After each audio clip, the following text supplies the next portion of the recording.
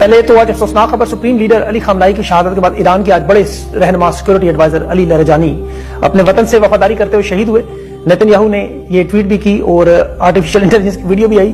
لیکن اسرائیل کو جہنم بنانے کا انتقام کا آج افطاری کے بعد جو ان کی باری ہے، اور میزائل کی جو نئی سیریز حاج قاسم کے نام سے لانچ کرنی، 1400 کلومیٹر مارک کرنے والے ہائپر سونک رفتار سے آج ایران بدلہ لینے کی تیاری میں، جو ابھی تک اس جنگ میں استعمال نہیں ہوئے۔ اس کی تفصیل آپ کو شاید تیسرے ویلاگ میں بتانی پڑے۔ امریکہ سے بھی بڑی خبریں، ڈونلڈ ٹرمپ کی حکومت میں آج پہلا بڑا استعفیٰ اور نائب صدر کے ساتھ جنگ، اصل وجوہات، سازش کس نے کی، اور ابھی جو استعفے میں لکھا گیا وہ آپ کے سامنے رکھوں گا۔ فضائی اور بحری امریکی کی آج برتری جو امریکہ کی، وہ B-52 بمبار طیارے چین نے ٹریک کر لیے، اور جیرلڈ فورڈ نامی بحری بیڑا بھی واپس۔ اور منگل کا دن تھا آج، عمران خان سے ملاقات ہوگا، اس پہ بھی تفصیل آپ کو بتانی ہے۔ عید کے بعد کیا معاملہ چلے گا، حالات تشویشناک کیوں ہیں۔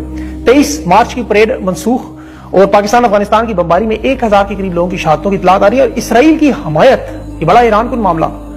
اور ایران کی لیکن سب سے پہلے تفصیل سے بات کریں، یہ 28 فروری کی جنگ کے بعد آج دوسرا بڑا ان کا نقصان، علی لاریجانی کی شہادت ہوئی۔ لیکن ساتھ ہی نئے رہنما کا تقرر ہوا، یہ پاسداران انقلاب کے کمانڈر ہیں۔ اب ایران نے فیصلہ کیا کہ ہر شہادت کے بعد جو رہنما ہوں گے وہ پاسداران انقلاب کے رہنماؤں سے ہوں گے، جو انتہائی سخت گیر ہیں۔ اور یہ امریکہ اسرائیل کے لیے مشکلات کیوں ہیں، خود ان کے اپنے لوگ لکھ رہے ہیں، صحافی کے شہید ہونے والے جتنے بھی لوگ ہیں نرم مزاج تھے، مذاکرات پر یقین رکھنے والے۔